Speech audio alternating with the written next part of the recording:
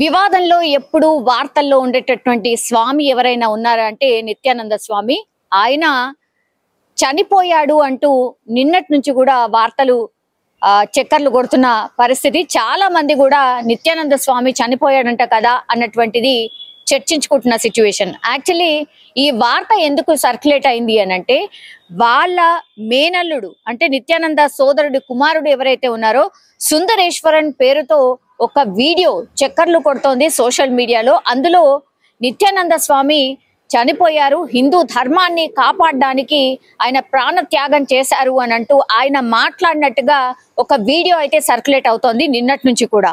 So ఎప్పుడైతే ఈ వార్త సర్క్యులేట్ అయిందో చాలా మంది గతంలో కూడా ఇట్లనే నిత్యానంద స్వామి చనిపోయారు అన్నటువంటి వార్తలు చక్కర్లు కొట్టిన నేపథ్యంలో ఇది కూడా ఫేక్ వార్తనే అయ్యుంటుంది అని కొందరు, లేదు నిజమే అయ్యుంటుందని మరికొందరు కామెంట్ చేసిన సిచ్యువేషన్ అయితే కనిపిస్తోంది. కానీ వివాదంలో ఎప్పుడూ ముందుండే ఈ నిత్యానంద స్వామికి పూర్తిగా ఆస్తుల విలువ ఎంత అంటే 4,000 కోట్ల విలువైనటువంటి ఆస్తులు ఉన్నాయి. ఆయన గతంలోనే అంటే ఆయన ఎప్పుడైతే ఈ స్వామి లాగా మారిపోయిన దగ్గర నుంచి కూడా చాలా మంది నిత్యానంద స్వామి దగ్గరికి వెళ్ళి ఆయన ఆశీర్వచనాలు తీసుకోవడం, ఇట్లా చాలా వరకు అయితే ఆయన దగ్గర ఆస్తులు కావచ్చు, అట్లాగే ఆయన చేసినటువంటి సేవా కార్యక్రమాలకు ఆకర్షితులైనటువంటి వాళ్ళు చాలా మంది డొనేట్ చేసిన పరిస్థితి. అవన్నీ కూడా ఇప్పుడు వాటి విలువ ఎంత అంటే 4,000 కోట్లు. కానీ ఆయన ఎప్పుడైతే వివాదంలో చిక్కుకున్నాడో అంటే ఈ రాసలీలకు సంబంధించిన టేప్స్ ఎప్పుడైతే బయటకు వచ్చినాయో అప్పటి నుంచి కూడా పూర్తిగా వివాదంలో చిక్కుకున్నారు నిత్యానంద స్వామి.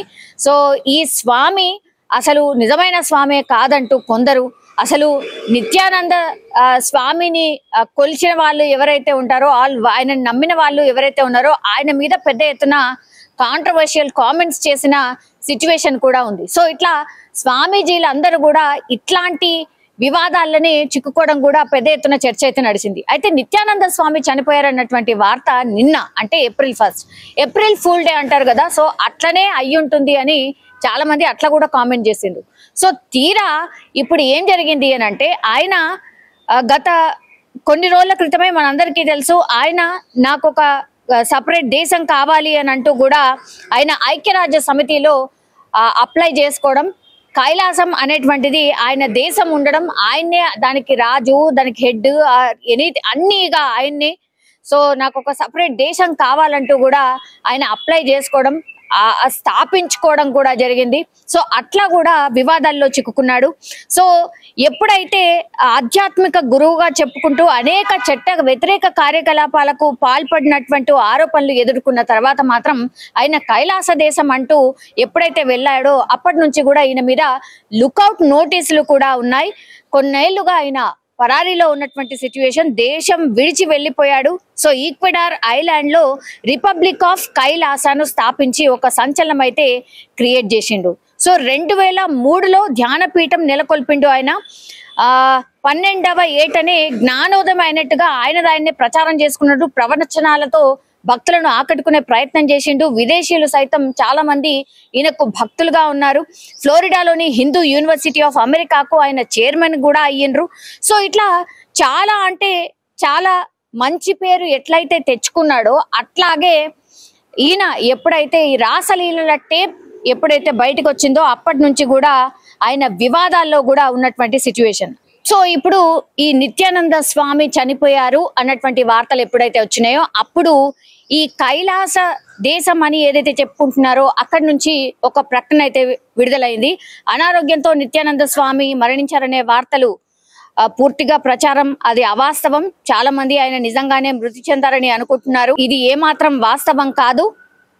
నిత్యానంద స్వామిని మొన్న అంటే ఆయన చాలా ఆరోగ్యంగా సురక్షితంగా జీవించి చురుగ్గా ఉన్నారు అంటూ అనౌన్స్మెంట్ చేసిన పరిస్థితి. స్వామి నిత్యానంద మరణించారని కొన్ని మీడియా సంస్థలు చాలా ఉద్దేశపూర్వకంగానే దురుద్దేశంతో ఈ వార్తల్ని వ్యాప్తి చేస్తున్నారు అంటూ కైలాస దేశం నుంచి వాళ్ళు ఒక ప్రకటన విడుదల చేస్తూ ఖండించడం జరిగింది. ఆయన ఆరోగ్యంగా ఉన్నారు. మొన్న ఉగాది రోజున అంటే 30 తారీఖున 2025 ఉగాది రోజున ఆయన ఉత్సవాల్లో కూడా పాల్గొన్నారు.